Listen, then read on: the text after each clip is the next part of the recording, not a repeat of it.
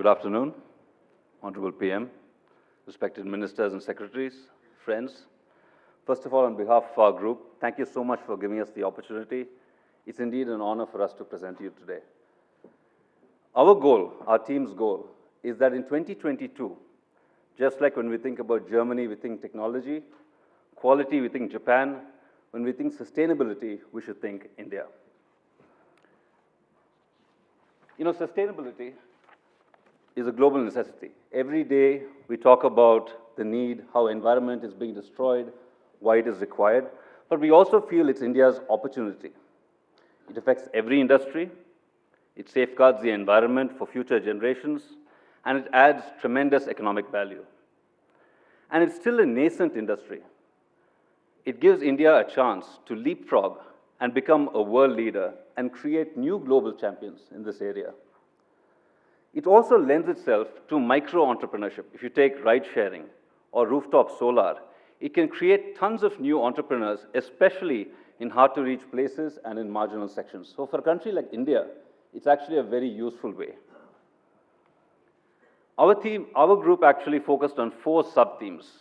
In each theme, we focused on what can we do to encourage mass adoption of critical technologies, what can we do to make key components of that in India to create manufacturing jobs and value addition, and in the medium term, our request is identify future global champions and nurture them like the way we have built other industries like IT, pharma, or auto, and become new global leaders in these spaces. The first sub-theme I'm going to talk about is mobility, EVs, and transport. You know, no one can create an industry with subsidy.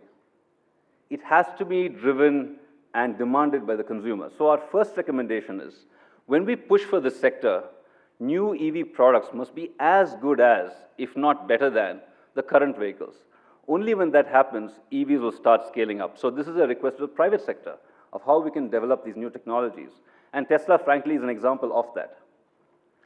The government role here is to encourage R&D in the country. Today, the Indian auto industry is localized. It creates tons of jobs. If we move to the EV sector and don't have the R&D, we'll go back to being an importer, and it will destroy jobs in the country. A successful implementation will create billions of sustainable kilometers and air-free, pollution-free air, and will create jobs. In the auto industry, 1 OEM job creates 5 supplier jobs. It may not be 5 in EVs, maybe it may be 3, but still the multiplier effect is there. If you look at the supply side, scale is important. Only if you drive down cost, you can drive adoption. So today, many key components of the EV are not made in India. Power electronics, we don't have the infrastructure. Battery cells, we don't have. So our recommendation, I think we have the entrepreneurs who want to do it, but the risk is quite high. So if there is a way the government can encourage entrepreneurs capable of taking these bets, I think we'll go a long way in creating the ecosystem in the country. The next sub-theme is on renewables. Again, we're going back to the demand side. How do we encourage green power consumption? One of the things we are suggesting is, rather than look at capital subsidies to people who promote power projects, do tax incentives to the consumer. Obviously, we need a mechanism by which people can choose what power they buy. But if that's possible, we can get more and more consumers to choose green power and drive the demand from the consumer side. Automatically, the rest will fall in place. We already know that renewable is a job creator. 100 gigawatts of renewable energy creates approximately 400,000 jobs, so it's good for the economy.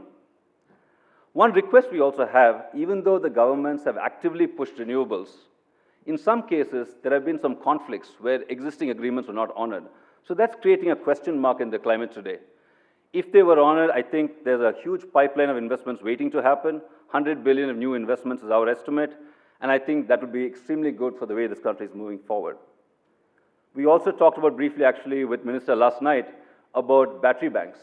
It has often been talked about because renewable energy is not a 24/7 power, and battery banks can stabilize the load, again, further encouraging adoption. Sorry for the formatting error. The third subtopic is on energy efficiency. How do we use what we already have in the best way possible? One of the areas we have often talked about is farming, how farming consumes a lot of power. Again, like the LPG scheme which the government has done, can we look at going directly to the farmer? Give them credits so they start becoming accountable for the consumption of their own power. Once that happens, they themselves will figure out what new technologies to use, what meters to use solar pumps. Automatically, again, the chain will flow. Farm incomes will improve, wastage of power will go away, diesel gensets and emissions will reduce. It will be good for everyone. And if you combine that with privatized discoms, and our recommendation is to break up the discoms into very small micro discoms, then you actually have an ability to do this decentralization policy which will work. The third recommendation we have is to create a big data-driven energy efficiency industry. This is big in the rest of the world. How do we analyze our consumption patterns today in homes, in offices, in industries, and drive down the consumption that we have? We have the capability and the software skills in the country to do that. And the government could start by setting megawatt reduction projects. I think last year or year before last in Japan, when they had a power shortage, after Fukushima, the government mandated a megawatt reduction. Every single company, every single office changed their energy conservation based on this analytics. They continued running just fine. Industry hummed along just fine. Nothing happened. But power was reduced. That's the recommendation we have. Lastly, we have talked about 5-star certifications in the country, but we're talking 2022. Technologies are evolving. Is our 5-star still as good as the rest of the world? Probably not. We can upgrade the 5-star requirements, make it compliant to the future, and the government could play a role by actually giving differential GST to encourage adoption of 5-star appliances. The technology very much exists in the country. The more those adoption is created, manufacturing of those goods will happen in the country, again, flow-through effect. The last topic is on climate change and sustainability practices. So here we have an interesting idea. We want India to shine on the renewable map. We want India to be a shining example of what a developing country could be. So one recommendation we have is, in our group's opinion, India has all the technologies to create a cost-efficient, carbon and water positive, cost-efficient smart city.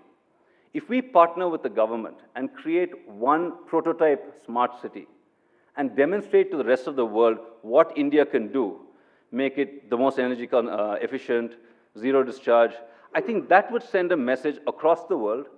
It will attract investments and it will create its own ecosystem. And this is a recommendation we have. The second recommendation we have is on water. You know, until this discussion, I didn't know how many people were not having access to water. And I understand today that India does not allow new technologies for scanning for water resources.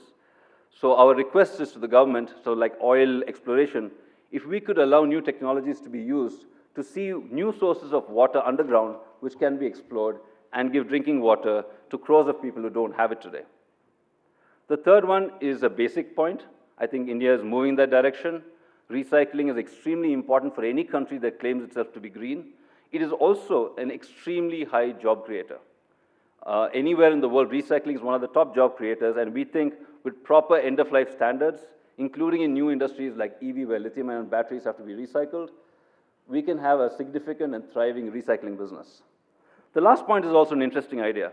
Again, recently in the news, air pollution has become a big topic. But a lot of the air pollution is driven by rural burning of wood for cooking. So fuel-efficient chulas are one alternative to it. Obviously, they avoid pollution, but they also save millions of lives. Many people die because of the inhalation of these toxic fumes. So our recommendation is to look for a way by which, and it could be a combination of government and private partnership, to sponsor these chulas for rural women. So to conclude for my team, I think sustainability for Indians comes naturally.